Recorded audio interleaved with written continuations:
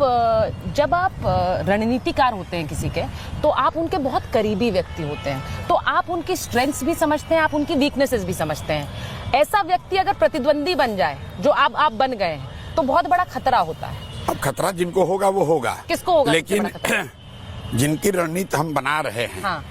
उनको जीत मिलती रही है। तो इस बार बिहार के युवा जीतने जा रहे हैं, बिहार के बच्चे जीतने जा रहे हैं, और मैं आपको दावे के साथ कह रहा हूं, बिहार के लोगों को बिहारी कह के अपमानित करना, गाली देना, हंसी मजाक उड़ाना, ये हिस्ट्री बनने जा रहा है। 5 वर्षों में लोग देखेंगे कि लोग बिहार में रोजी रोजगार करने आएंगे। इतना बड़ा परिवर्तन होने जा रहा है। मुझे ये बताइए, आपने एक बार कहा था कि सबसे हार्ड वर्किंग पॉलिटिशियन अगर कोई है तो वो नरेंद्र मोदी है। आपको लगता है वो आज भी उतने ही हार्ड वर्किंग है? देखिए, क्योंकि वो आपके लिए फिर खतरा है और बाकी पार्टियों के लिए भी खतरा है। ये मेरे शब्द हैं कि नहीं? मुझे नहीं, आपके ही हैं, बिल्कुल आपके हैं। नहीं, हार्ड वर्क तो जो भी ऊपर है वो हार्ड वर्क कर ही रहा है। हाँ। नरेंद्र मोदी बहुत मेहनत करते हैं, ये हमको कहने की जरूरत नहीं है। ठीक है। बिना स्ट्रेटेजी के, बिना किसी प्रयास के, बिना किसी सोच के हार्ड वर्क अपने आप में एनफ नहीं है। नहीं, तो वो जब चुनाव जीते तो वो सोच उनकी नहीं थी, वो सोच आपकी थी। आप नहीं, कह रहे हैं। नहीं, हाँ। ये नहीं कह रहे। चुनाव तो हमेशा नेता ही जीतता है। हाँ। चुनाव पार्टियां जीतती हैं, चुनाव कार्यकर्ता जीतता है, चुनाव समर्थक जीतते हैं। ठीक है। हमने तो हमेशा ये कहा है कि हम लोग जैसे लोग तो चुनाव जीतने में थोड़ी बहुत किसी की मदद कर सकते हैं। हाँ। ये तो मीडिया के शब्द हैं कि आपने जिताया, आपने हराया। हम लोग तो आप मान रहे हैं आपने नहीं जिताया नरेंद्र मोदी को? किसी को नहीं जिताया। आपने ममता बनर्जी को भी नहीं जिताया, आपने नीतीश कुमार को भी नहीं जिताया, तो क्रेडिट आपसे वापस ले लें। बिल्कुल, कोई क्रेडिट हमने कभी मांगा ही नहीं है। क्रेडिट जो लोग दे रहे हैं वो समझे। हम लोग तो ये कहते हैं एट बेस्ट, हाँ। जो लोग, जो नेता, जो दल प्रयास करते हैं उसमें हम लोग थोड़ा सहयोग कर सकते हैं। सहयोगी आप हैं, इसका मतलब ये नहीं कि परिणाम आप ही की वजह से आया है। अच्छा, मुझे ये बताइए, नीतीश कुमार के साथ आप रहे, उसके बाद आपने जेडीयू भी ज्वाइन करी थी, लेकिन अब अगर नीतीश कुमार के लिए आप कहते हैं कि उनका समय खत्म हो गया है, तो क्यों आप ऐसा कह रहे हैं? क्योंकि वो हर आदमी का, नहीं, वो देखिए, स्वास्थ्य की वजह से है या उनकी मेनली स्वास्थ्य है। हाँ, मेनली स्वास्थ्य है, और पिछले 5-7 वर्षों की राजनीतिक हाराकिरी है। हाँ। दोनों बात है। ठीक है।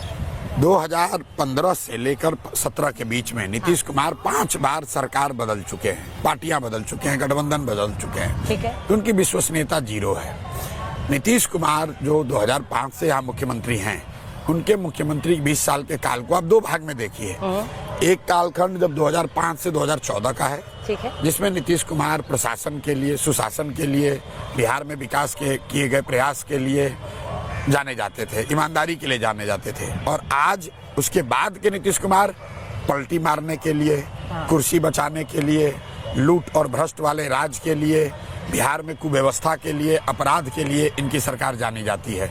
तो 14 के नीतीश कुमार और 25 के नीतीश कुमार में फर्क है। ये राजनीतिक 14 से 25 तक भी उन्होंने कई बार पलटी मारी, लेकिन यही तो लोगों ने पलटी नहीं मारी है। बिल्कुल मारी, लोगों ने पलटी मारी। अब फिर यही आप लोगों को ध्यान नहीं रहता है। बता दीजिए कैसे।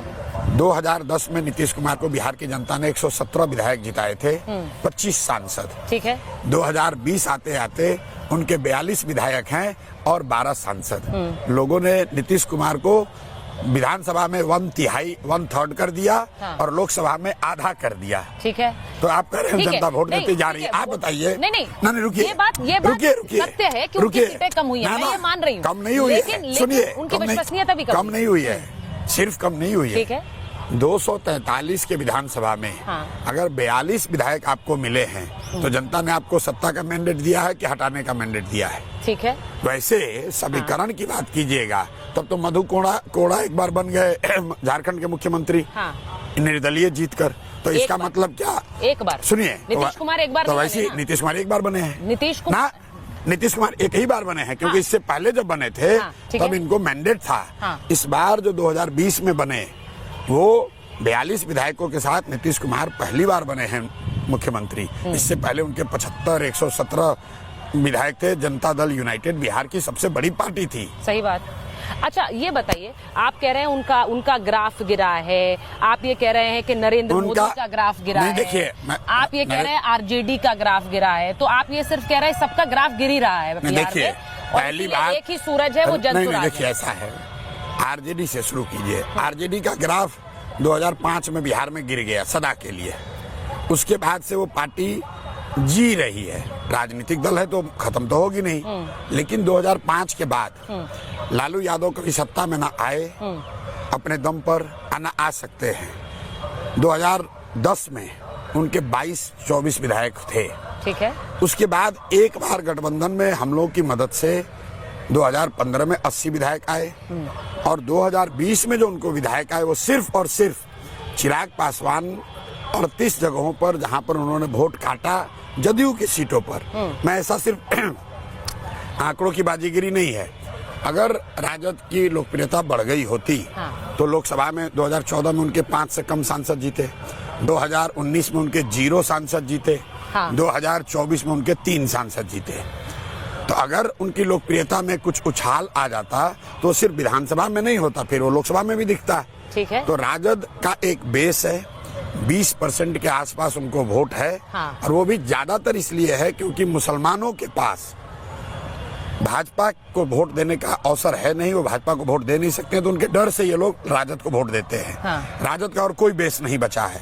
इवन यादवों में भी, जिनके बारे में एमवाई की बात करती है, यादव कम्युनिटी में भी मैं आपको दावे के साथ कह रहा हूँ कि पिछले 10 वर्षों में करीब 30, 35, 40% यादव समाज के लोग भी जदयू को, भाजपा को या दूसरे दलों को वोट दे रहे हैं। ठीक है। वरना आप जाकर देख लीजिए कि जदयू में कितने यादव विधायक जीतते हैं। तो रुकिए, अच्छा हाँ, बोलिए। आप देखिए कि कितने भाजपा में यादव विधायक एमपी जीते हुए हैं। जो लोग को लगता है कि हर यादव आरजेडी को ही वोट दे रहा है, बिल्कुल यादवों का एक बहुतायत वोट आरजेडी को मिलता है। ठीक है। लेकिन वो सारा वोट उनको नहीं मिलता है, सारा वोट उनको मुसलमानों का मिलता है। तो आप उनका विकल्प बनना चाह रहे हैं? हम विकल्प उनका नहीं बनना चाह रहे हैं। मुसलमानों की सभाओं में जा रहे हैं आजकल? नहीं, ऐसा टोपी है, भी पहन रहे हैं। नहीं, ऐसा है कि देखिए, सभा में तो हम सबकी जाते हैं। हम यादवों के भी गांव में जाते हैं, कुशवाहा के भी गांव में जाते हैं, दलित के, हम लोग जाति की राजनीति नहीं करते हैं। वैसे की करते हैं। वैसे मुसलमानों के भी गांव में जाते हैं। अगर मान लीजिए कि मैं हिंदू के गांव में जाऊंगा तो लोग टीका लगाते हैं। सही बात है। हिंदू के गांव में जाऊंगा, वो हमारा चंदन आरती वंदना करते हैं, हमारा न करें भगवान का करते हैं, मंदिरों में जाते हैं। उसी तरह अगर आप मुस्लिम के गांव में जाएंगे तो वो टोपी पहनाएंगे। सही बात ना। मैं मंदिर में जाने से ज्यादा हिंदू होऊंगा, ना टोपी पहनने से मुसलमान बनूंगा। मेरी अपनी आस्था है जो कि बिल्कुल क्लियर है। लेकिन सामाजिक जो रीति है, आप जिसके यहाँ जाइएगा, मैं आपके घर जाऊंगा, आप तो अपने तरीके से ही तो मेरा स्वागत करेंगे, और अगर मैं उस स्वागत को इनकार करता हूं तो मुझे आपके घर नहीं जाना चाहिए। नहीं, आप क्योंकि बदलाव की राजनीति की बात करते हैं, आप कहते हैं ये जो राजनीति अभी तक बिहार में चली उसको हटाने के लिए समीकरण बदलाव के हैं। बिल्कुल। लेकिन आप मुसलमानों की सभाओं में जाते हैं ना? नहीं, सुनिए मेरी बात, मेरा सवाल तो सुन लीजिए। मुसलमानों की सभा में नहीं जाते हैं, हर सभा में जाते हैं। हर सभा में जाते हैं, मुसलमान भी बड़ी संख्या में होता है। आप मुसलमानों की सभा, एक सभा में गए जहाँ पर ज्यादातर मुसलमान ही थे, वहाँ जाकर आपने ये बोला कि